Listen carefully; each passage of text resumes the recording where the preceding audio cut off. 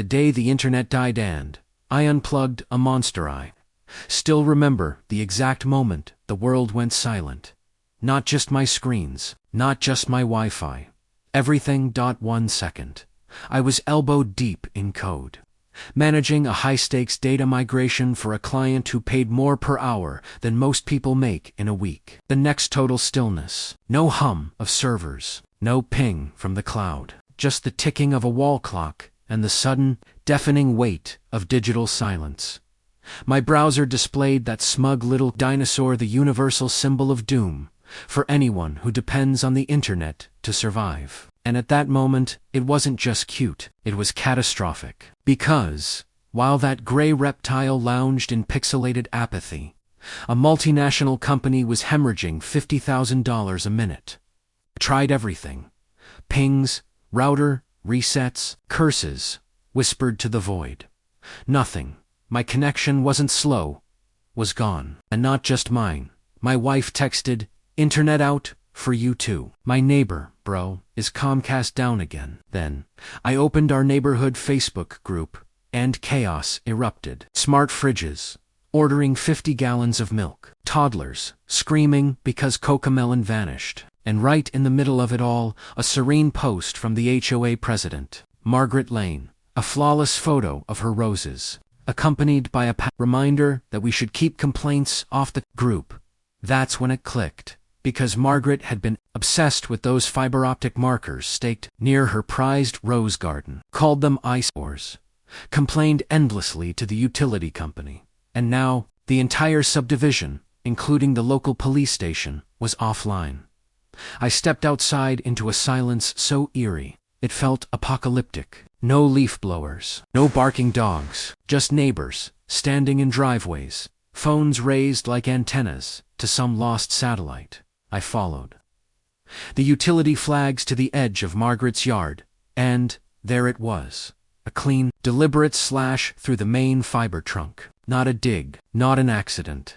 A surgical cut, like someone had taken garden shears to the very nervous system of our neighborhood. I snapped photos, gathered evidence, and before I could process the absurdity of it all, a police cruiser rolled up. The rookie officer told me to step away from the wire. The grizzled brick of a man with a mustache that looked like it filed its own tax returns accused me of sabotage, so I told them the truth. I didn't cut it, but I can fix it right now, if you let me into your server room for 5 minutes.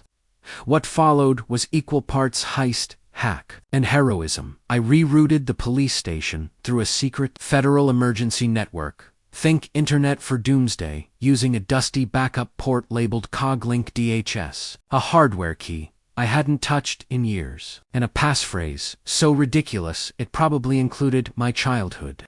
Pet's astrological sign, and it worked. Lights flickered back on, radios crackled to life, officers cheered. The sergeant looked at me like I'd just summoned lightning from thin air. Meanwhile, a cable repair guy confirmed it. Yup, cut with anvil shears, size 7, gardening gloves. Lady did it.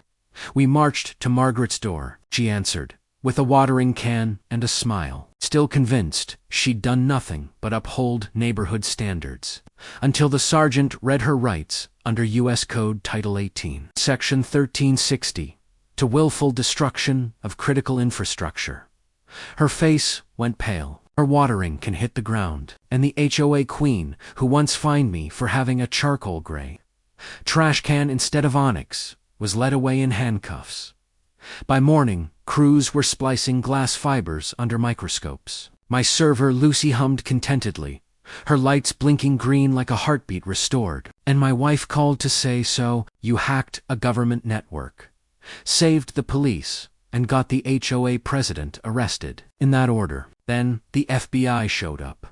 Turns out, bypassing 3 layers of encrypted federal infrastructure even to save thousands of people raises a few eyebrows. After 2 hours of explaining my moves on a pizza box, they handed me a stack of NDAs and a polished DHS challenge coin for civic enthusiasm. A week later, peace returned. The new fiber line was buried deeper than Jimmy Hoffa, wrapped in concrete and surrounded by signs threatening prosecution by every agency, from the NSA to the post office. And Margaret out on bail, facing federal charges. But the real twist came when the neighborhood launched a petition. Nominate Derek the Fiver Wizard as new HOA. President, 300 votes. In one day, I laughed. Poured a glass of the 20-year-old Scotch Sergeant Cole left on my porch, and watched a new neighbor hammer a hot pink plastic flamingo into his lawn, a flag of rebellion against the reign of rose-obsessed tyranny. The next culture war was coming. Lawn gnomes versus topiaries. Solar lights versus motion sensor spotlights. But as long as my connection stayed green, I was good.